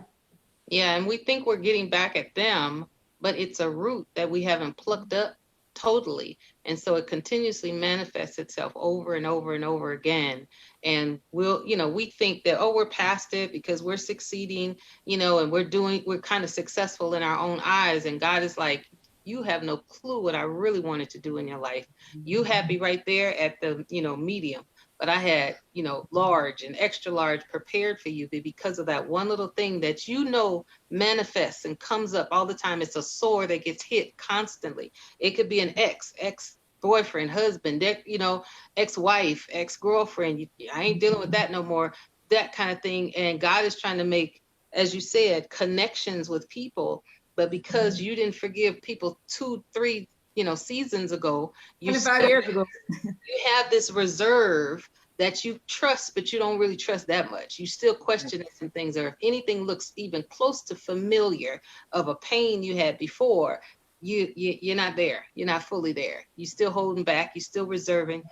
God is saying, you know what? I need you to be able to, if I tell you to give them this whole check of royalty check, you got to be able to do it. And you be like, nah, not that, not the whole check. Now I'll give them half the check. Now I'm not giving the whole check. Okay, well then you need to understand why. One, first of all, if I tell you to give you the whole check, that means I got more for you. You can hold on to the little check you want to, but I was trying to give more to you. But you got a problem because you haven't forgiven somebody and they remind you of them, or you trying to protect yourself, self-preservation. You got your own little heart in check real quick and be like, see, I know that I can scope that. I know when somebody's deceiving me because they do this and they do this and they do this. And God's like, you don't have a clue what's happening. All right. You still. And I was going to add too, as well, it also your creativity, you know, and so many people, so many people are not even operating at the apex or the full measure of how they can operate creatively, you know.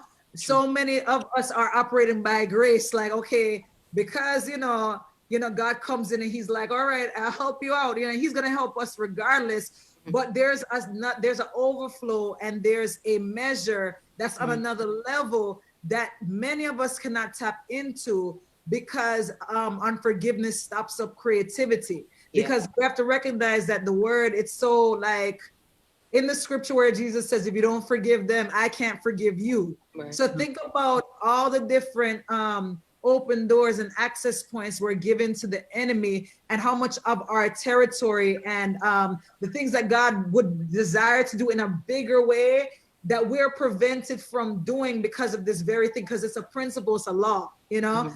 And certain principles, it doesn't matter if you're ignorant of the principle, the principle speaks, and the fruit will always reproduce after that principle. So I just wanted to add that too, that if a person is on here watching and maybe you've been stuck in your creativity, you may have to check your heart and to make sure that offense and unforgiveness is not sitting there and it's eating the fruit of your creativity. So yeah. And God wants to do the thing that I believe too, and this will be the final thing I'll say, but it's like God wants to do something that he's already given you a little glimpse of. It's something huge. You know, you even saw just a glimpse and were amazed, and you really think you're on the path to that thing. And God is like, he constantly will bring up but you got to do this. You got to forgive him. You got to forgive her. You got to forgive that. You're back to the same ways. You pop off real fast. What's that all about? You pop it off real fast. You got a quick tongue. What's that all about? You know, everybody thinks you all eloquent and, you know, sharp, but you got a sharp, nasty tongue. Okay. Your thoughts are wrong. Your mouth is wrong, you know, dressed up or messed up. And we have to acknowledge it. And I think too, and I'll just put it on us. I'm part of the Christian community, us church folk, you know, we'll put a scripture on some raggedy in a minute. You know what I'm saying? We've got 16 scriptures that cover us so that we don't really have to forgive, you know, so we throw it out. And God is like, don't play with my words. Don't be using my word as a face mask, you know, to cover the fact that you won't forgive, that you raggedy, that you over here talking about them. I see it. Nobody sees it, but I see it. So I'm saying that because it's time really in this season, with us being in the season that we are, and people are physically ill, but emotionally people are ill too. Spiritually, people are just as sick right now. And we need to just go get the healing balm of God and do what God has called us to do so that he can manifest fully through us at 100%. And he's not going to do it. He's not going to put new wine in old wine skin. So I don't care what your portfolio says. I don't care how many people clap, how many followers you have. If follower, you need to be the one follower of Christ, and that is the only audience you need to be performing for. So anyway, that's it. I'm off my soapbox. So let's get to the last one. We're closing this thing out, and it's been so good. I hope you guys have enjoyed it as well. But we're going to talk about, Miss Toy, we're going to talk about just opportunities. You know, are there any opportunities right now that you see out there that are forthcoming, you know, maybe down the pipe that we need to be kind of looking out for, you know, as business owners, as people that want to invest, as people who are just really wanting to get more in tune with where our finances should be at this time? You know, anything buzzing in the wind that you've become privy to that are obviously that can be mentioned, that you would just say, hey, if you're ever doing this, look into this. This is what I'm hearing now. Anything you know about? Insight? I would absolutely say keep your eyes open and continue to watch the news. A lot of people don't like to read, and I get it, it's boring, but really, picking up, we don't have newspapers anymore. So, well, we do have some newspapers sometimes, Wall Street Journal, Forbes, but it's all on your phone. All the information is on your phone. And Black Enterprise magazine is online. They have a lot of great information regarding startups, grants, how to maintain new trends on the way. For the stock market, I also tell people, hey, if you're looking to invest, you have to know the news. Just the other, it was probably about 3 weeks ago, Trump got on and he talked about Kodak, as we know, the film company, actually starting to make a coronavirus vaccine. Once he said that, the next day, the stock went skyrocketing. I made $200 that next day because I stopped after I heard what he said and invested in Kodak before the stocks reported the next morning. It's little things like that. So you really have to stay attentive. But no matter what, I say, once again, online business, because I truly believe that where we're at right now, people are kind of getting used to doing things online, and a lot of stores aren't stocking their shelves. Some of that is going to continue. So once again, online business. And the other thing I want to touch on, you all spoke some great, just inspirational and spiritual guidance and advice. But one thing that I need to add on to that is watch who's in your circle. When you hang around a lot of people with negativity and negative vibes, sometimes those spirits pass on you. When you're around people who say, oh, no, you can't do that. No, they're just constantly negative because they're hating on your ideas or they're hating on the fact that you can do it. But maybe they can't at that particular time. You're staying in your lane and doing what God has blessed you to do, but they think it's too over the top. You need to drop those people. It's not all about having 20, 50 people in your group. Sometimes the circle is so much smaller, especially as you're working your way to the top, because there's a lot of people who can't take who you are becoming or who you are now. However, I have to, emphasize the fact that no matter how high you get, never forget where you come from, and don't forget other people who helped you along the way. Don't ever change that portion of you. But sometimes those negative people, as I say, sometimes God has to take the trash out. When he takes the trash out, don't go back rummaging through it. Right. Amen. No bitch ass nigga. That's so true, so true, so true. And it's okay. It's okay to do it. It's all right. They gonna be mad, but they was already mad. That was why you get rid of them, because they always mad. So just let them be mad, because you decided you wanted to go on to the next level. You can't take everybody with you. You know what? Sometimes it's just like a plane. It's only 2 bags and that's it. The rest you got to pay for. So same thing. So just get your 2 bags of friends and don't pay for all that extra luggage. So that's good. I appreciate that. Thank you so much, so much. And we're going to close this out with Pastor Nova. We're going to talk about that once God gives you your assignment and gives you what to do, for you to, and you find the opportunity, just be obedient. Let's talk about the power of obedience. When God says it, do it. Yeah.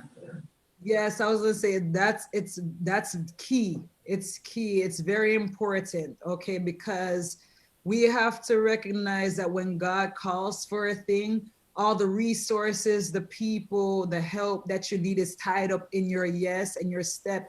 And I could remember when first starting my business, when I knew I was had the vision of restoring dignity to women through clothing. I was like, okay, I don't know how will I do this, God, because I don't really have a lot of money saved up in the bank right now. We're in a dry season, but you're telling me to build this thing while everything is dry. Where am I supposed to get this money from? I don't have some people have the parents that are like, oh, baby, here's $20,000. Go be free and experiment. I didn't have that.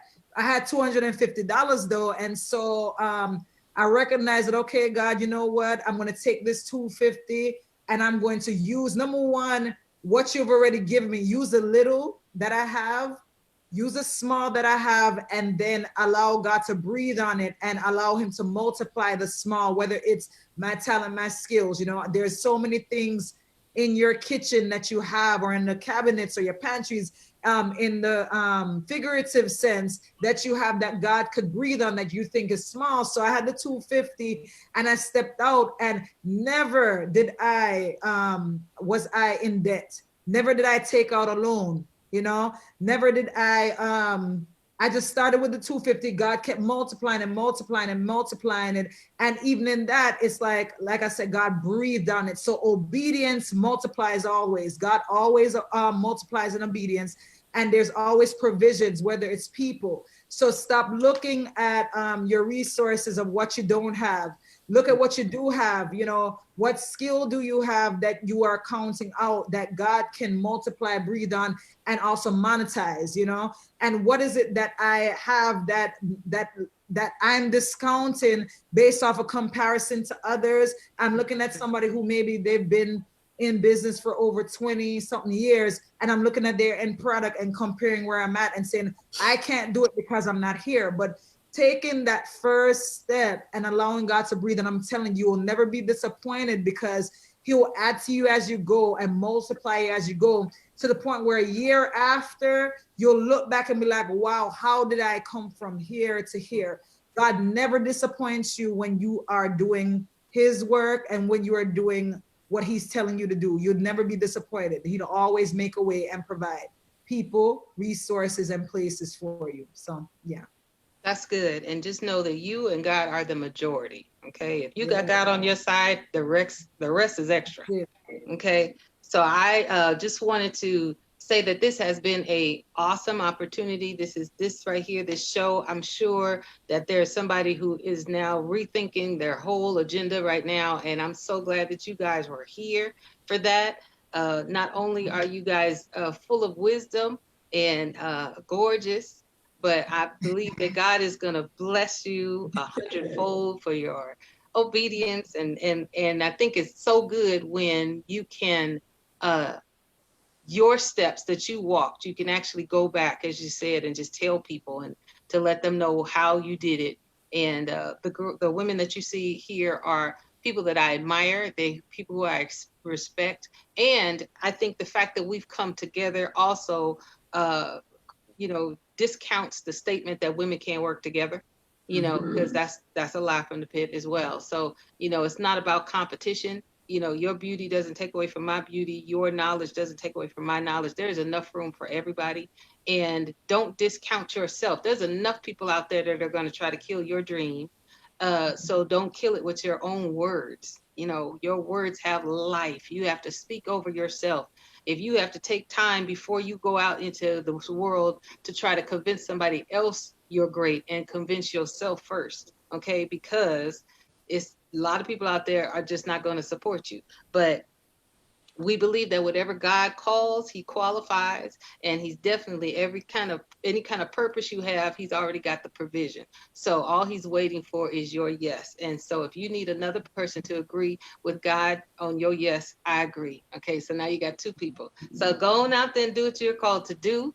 Thank you so much. Even this platform here is something God has called me to do. I'm excited about it. I just want to also put in this note that I just got a little flashback memorabilia on my Facebook that said that there was a year today that I started this phenomenal platform called The Purpose Party. And I'm excited about it. I'm so glad that God gave me the opportunity to do it. And I stepped out on faith. And because I did what God has called me to do, that I have this opportunity to meet these great people. And as I say in my confirmation letter to all my guests, because you fulfilled your purpose, I can fulfill mine and have you here as a guest. So I love you so much. Thank you so much. May God bless you and richly, richly, richly anoint your heads with favor.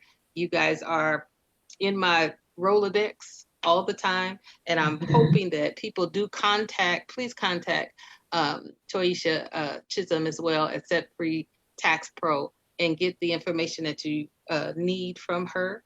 And also at Harvest International Church of Brea, California, you guys can watch us as well as we do Sunday services on Pastor Nova Scott's page, as well as Pastor Tori and Scott's page, and Harvest International Church. You can watch them every Sunday at 10:30. I love you guys. You are the best. And as I say at the end of my show all the time, which is the mantra of my show, if you forgot, no problem. I'll tell you. It's purpose. If not now, when? I love you so much. When? I love you so much. God bless you. Love you much too. Bless you. Yes, Bye. love you. Bye, everybody.